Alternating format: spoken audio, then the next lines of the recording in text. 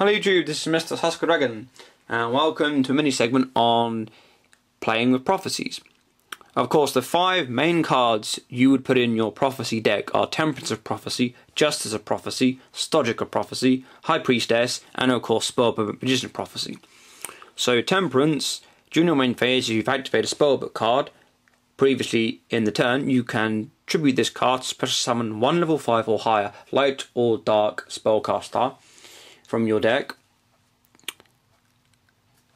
which is really good because it comes from the deck. Okay, it doesn't do it from the hand, but it does it from the deck, which sometimes is easier because if you've got the High Priestess or anything more powerful, you can bring it from the deck, whereas sometimes if you've got the High Priestess in your hand or the Dark Magician or the Emperor of Prophecy, it's annoying because you can't use Temperance, but it's sometimes easier to use it from the deck. Justice of Prophecy. During the end phase, the turn you activate a spellbook card, you can banish this card from the field to add 1 level 5 or higher light or dark spellcaster to your hand and add 1 spellbook card. You can only use the effect of Justice of Prophecy once per turn. Okay, Justice of Prophecy sometimes can be really helpful because if you've only got like 2 spellbooks in your hand and no High Priestess, you can get another spellbook plus the High Priestess to your hand and special summon her, which really does come in handy. The downside is you have to banish this card, so if it's the only card on your side of the field, it's like, oh dear. And sometimes if you don't really want to risk summoning the High Priestess straight away, it's like, so you've got to be quite careful about how you use that card. Stodgic of Prophecy or Hangman of Prophecy. This is like another dandelion, due to the fact of when this card is sent to the graveyard, so it can be sent from the hand, it can be sent from the field, or it can be sent from the deck. A lot of Yu-Gi-Oh players use Foolish Burial to put this card into the graveyard, which is really good.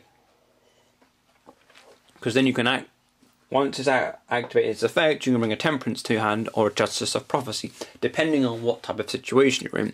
So it really does come in handy. Okay, and then we come on to the sexy anime chick herself. High Priestess of Prophecy. She's a light attribute level 7, and her effect is you can reveal 3 spell cards in your hand. Special summon this card from your hand. Once per turn, you can banish 1 spellbook card from your hand or graveyard to target 1 card on the field and destroy that target. Okay, so she targets. So a lot of cards now say if a certain card's being targeted, you can do something about it. I like what they've done with her effect where it's only a once per turn. Otherwise, if it was more than a once per turn, it'd be like Dark Arm Dragon and everyone would be going, oh, that sucks, complain about it. But she's a really good card. And she's a 25 beta as well. So she does come in really handy. Once she is summoned, people really don't know what you're going to do next with her. And next of all, you've got Spell Magician of Prophecy. That's a guy, I think. Yeah, it's a guy. It's a water, level 2, spellcaster. When this is normal summoned or flipped face up, add 1 spell card from your deck to your hand. This card is kind of like the recruiter of the magic cards. Also, a lot of people don't realise, when you activate Spellbook of Secrets, you can add this card to your hand as well because it's got Spellbook in its name, which makes it even easier to get to your hand. So sometimes if you don't want to go for a spellbook card, you can always go for a monster, so it's easier recruiting this card than you think. So this card really gets your spellbooks and it really starts the deck rolling. Alright, downside is, it only has 500 as hag points, so when you summon this card you really got to protect it, otherwise your opponent's going to run over it and you're going to take massive damage, which you don't really want.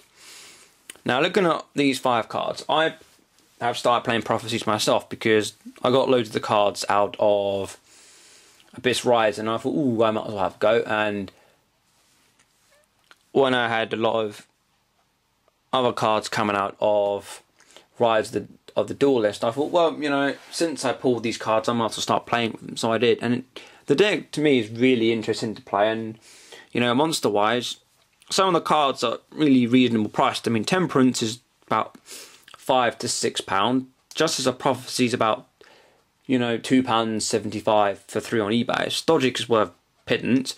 High Priestess is probably the dearest card because at the moment, as I've seen, she's going between £40 and £70, which is sometimes a bit overly priced. But as her prophecies are actually going really hype. Everybody wants to play it.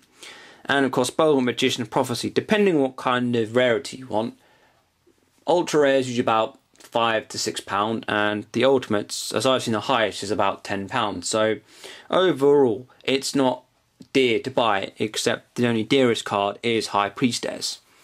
So please tell me what you think of Prophecies and what cards you use in your Prophecy deck if you play. This is Mr. Tusker Dragon signing out, and remember, only real men use Watapon.